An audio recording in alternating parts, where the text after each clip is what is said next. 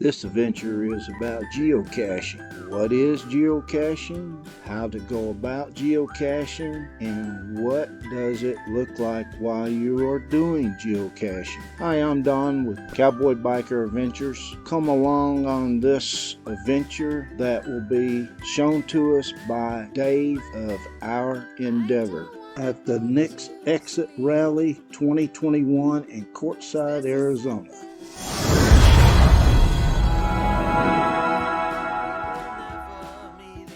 I am showing you some images that will show you the geocaching app I use for my geocaching and what Dave from Our Endeavor suggests. Dave has been doing geocaching for some time. But first, let me read you the definition to geocaching. Geocaching is a recreational activity of hunting for and finding a hidden object by means of GPS coordinates posted on a website. Here's some additional information. Geocaching is an any day, anytime adventure that can take you to amazing and beautiful places, or even just to a place in your town that you've never been before. There are millions of geocaches worldwide. There are probably even some near you right now. To start finding them, just get out your phone or GPS, then create a free geocaching account on the app and you're ready to go. The way it works is simple. Just choose the geocache you want to find, then navigate to its location. What you're looking for varies. Geocaches come in different sizes, shapes, and difficulties. Geocaching isn't always easy, so it's okay to get excited when you discover the cache. After finding the cache, sign the logbook. Trade knickknacks or whatever that's in the cache, and if you want, log your find online or the app. When you're done, just put the geocache back where you found it, and then you're on to the next one. There's an adventure happening all the time, all around you. This is not a how-to video that I'm doing. There are plenty of those on YouTube. This video is about how to get started, getting some tips from Dave from Our Endeavor, and see what it looks like on geocaches. You can find Dave on YouTube. His channel name is Our Endeavor. I will include a link to his channel under Show More, plus I'll also include other links that may be helpful. Now let's watch and listen to Dave. I bet, you know, if there's kids around, what we call them is muggles. All right, non-geocachers. So when you see that in the description, lots of muggles around, so be discreet. That's what they mean. Yeah. Dave had us install the geocaching app before we even left our RVs at the next Exit Rally. Here he is helping people understand the app. And go ahead and rehide it just as you found it, so they can see it. And, does everybody see where it was? You're just going to rehide it real quick. And so another important thing on logging these caches, okay, this is the fun of the treasure hunt, is finding it. And sometimes they're really hard. Okay, resist the urge to put tips in the log. Yeah, don't put. Found it. Finally, I found it underneath that log. I couldn't believe it took me an hour. Yeah.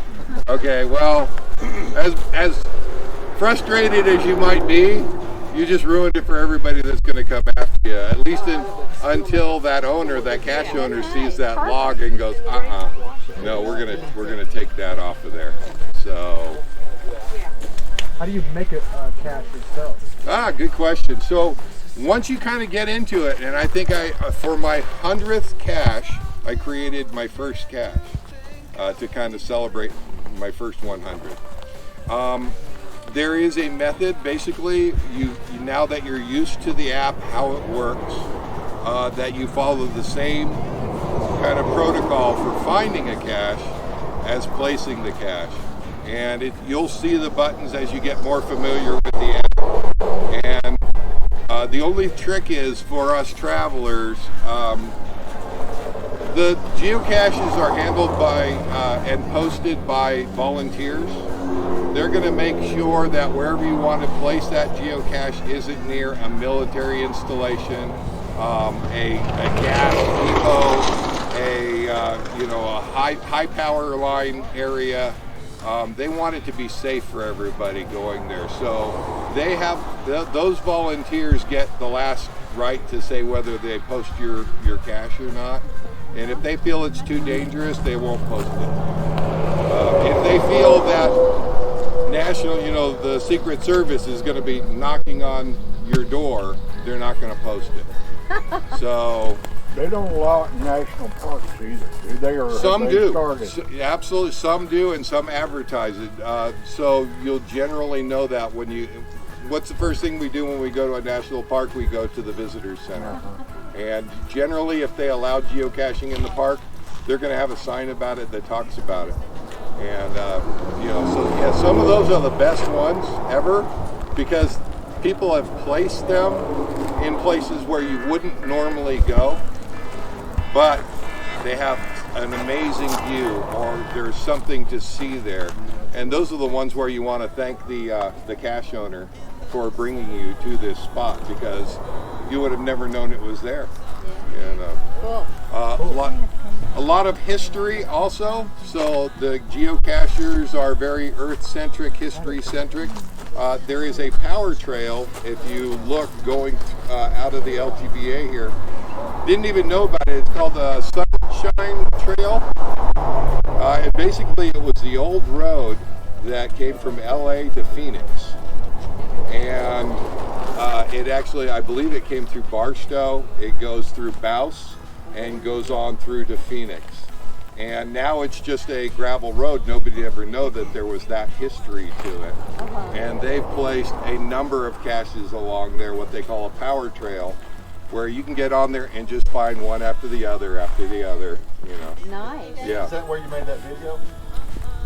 No, the video this morning was something that I had in the can already, and I thought, you know, I'm going to hold on to this, and if I ever want to throw it up there, I'll throw it up there. What was the question marks on the map? Good question. So there are different kinds of caches, and some of them are mystery caches, and you're going to have to read the description to see what it says about it. Some of them are virtual caches. So basically, they're going to have a series of questions, and you have to answer those questions. And the only way to answer those questions is to actually go to the site. That way, the cache owner knows that you saw it. Like it could be a statue with some information on it. Right. And the owner will say to find this cache, send me a message and let me know, you know, XYZ. What is XYZ? And you answer it and you get the log of the find. So geocaching is basically free for what we're doing right now, but you will also see light gray circles, and it will encourage you, if you click on those, to upgrade to premium. Those are premium caches. I've had a premium membership before. Believe it or not, there's nothing different about those caches versus the caches that you're out finding. The difference is it just adds a lot more. They add multi-caches, different variety of caches. So, As if there's not enough. How long they been around geocaching? 25 years. Yeah, about 20-25 years. Whenever they opened up, the military opened up GPS for civilian use, and I believe the owner of geocaching basically hid something, challenged his friends to find it, and basically geocaching was That's born. probably the early 90s then. What's that? Probably the early 90s or sometime in the 80s. Yeah. Let's walk on. We'll go on back up and head up. Well, I think the next one is up the road here. I don't know if it's across or. Yes, on this side of the road. Yeah, I think so. Let's pull that up. Yeah, light up the tunnel is our next one. If you pull up your map, click on the circle, and we're going to do the same thing with that one. It's the next. It must be the next tunnel. It must be. Hey Dave, I don't think I recorded any of that till about 6 minutes ago. Welcome to vlogging, man. I've been there so many times. I think I don't know what happened. Let's just say I probably didn't hit record. Right. It is a lot farther. Normally these are only about 600 some feet apart. But I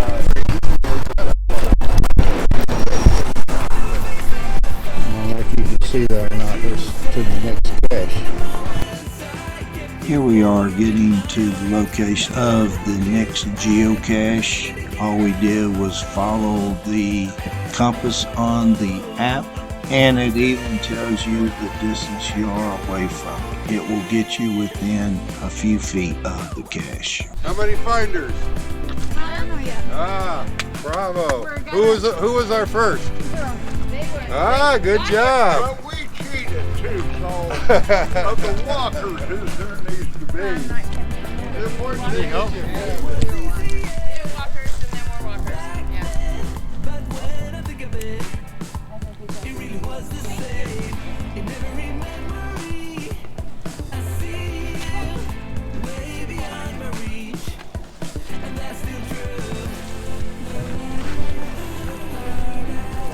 Yeah. I haven't looked at my screen yet. Now I understand the word light. Light. Light. got a shortcut back home? Might be. My second geocache ever. For everybody, if you guys have any questions, I can answer those. One of the things we were talking about on the way over here, that is a lot of fun. They do have night caches. And night caches are going to require some sort of flashlight or, reflective. Yeah. Something so that you can find it. It may be a series of reflectors that you normally wouldn't notice on the trees during the day, but shine a flashlight on them, and they'll have them. And basically, the instructions will be on the finding the cache. And if you've ever been out with the kids or the grandkids, you want to talk about fun. The kids get to go out and do something at night. Are you kidding me? They love it. So, Beach knife hunting. Beach knife hunting, right? Night ones, is there a way to show only Mm-hmm. night ones, or you have yes. to? Okay. Good question. So there is on the app or the maps there is an option for filters. And if you tap the filters, it will give you the option for only including a certain kind of cache. Okay. And that's how you do that. Now, chances are it's going to be premium. But they really locked that down a couple years ago, and I was quite disappointed in geocaching because it just seemed like a money grab to me. But I basically over the years I've learned there's plenty out there to find for free, so I give them a little bit of a break. But I think it's about $25 a year for a premium membership, and it opens up a whole lot more for you. I placed a cache. I kid you not, I was telling a story about it the other night. Okay. I took a waterproof envelope, zipper envelope, and put duct tape, camouflage duct tape on it. I then sprayed it with spray glue, and I took dry dead leaves from a tree, put them on both sides. I took that cache and I threw it into a pile of trees underneath the tree, a pile of leaves. I put it out there. I said, this one is not going to be easy. And you basically just throw it into the leaves to hide it again. And when I first placed it, I said, for everybody that marks that they couldn't find it, I'm going to put a gold coin in there. It was one of the gold dollar coins. I got up to 18 before somebody found it. And the cool thing is that I didn't feel good taking all of it, so I just took 5 and I left, So the next, and all of the geocachers afterwards, they took it out. But that was kind of the gift for the first find on that cache. So you will see all kinds of unique ideas for hiding caches. They could be in sprinklers. You've seen the sprinkler heads before. Well, if you're looking, all you see is grass. Don't undo it. Don't unscrew the sprinkler head, but just give it a little pull. If it's a geocache, it'll come right out in your hand and you'll be holding it in your hand. Yeah, fake sprinkler. Yeah. Keys and stuff. Yeah. Typical parking lot cache. You've been in all of these parking lots and you've seen the big light poles. How many of you knew that the base of those lifts up? Okay, so when you see in a description, typical parking lot cache, that's what it means. You're going to go to a light pole, lift up that base, and there's the cache going to be underneath. Yeah, go ahead. Day after the credits for a bonus video of the highlights of day 2 of geocaching, where Dave took 4 of us out to learn how to geocache a pipeline. If you like this video, please give me a thumbs up. If you want to see adventure videos about once a week, please subscribe and ring the bell so you will not miss future videos. So until next time, have a good one.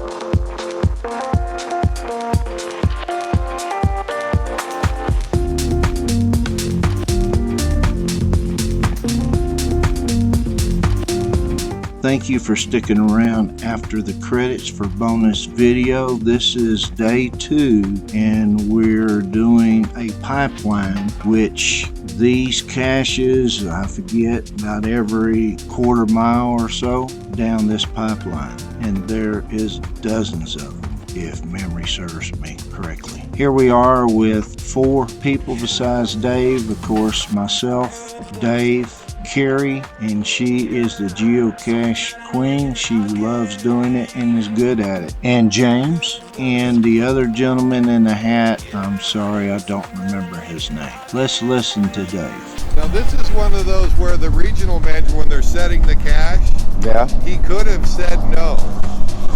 Because if you notice, his cache is right on a gas pipeline. You know, and sometimes they'll say, nah, I don't really feel comfortable with you. Do you have to take a picture and send that too, of where you hit it? You can actually post no. So don't ever give away the location. Well, I'm talking about to the owner.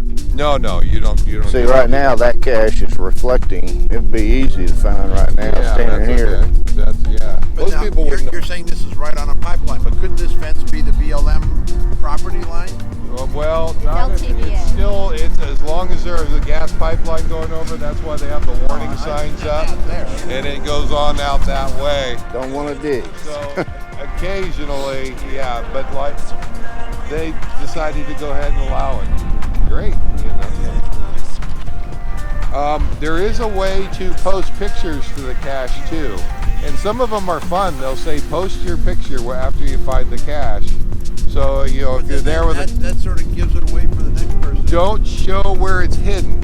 Oh, just like a distance. But I'll hold up the cache and I'll get a selfie. Oh, I see what you're saying. Okay. And send it to, it gets attached to the activity log, and the picture will show up. One of them was a take a selfie cache. And, wow. To sign the cache, you had to do a selfie with the cache in your hand. Be careful, there's snake holes everywhere. That's a big rabbit. Yeah. Who was having trouble? Was it yours? Yeah, it was doing draft. Button right there. Mine? Huh. So I can log it, and if I don't have connection, it'll draft. Again, thank you for coming along this geocaching with Dave from Our Endeavor on YouTube. Please check out his channel. Look under Show More and I'll put a link to his channel. So until next time, have a good one.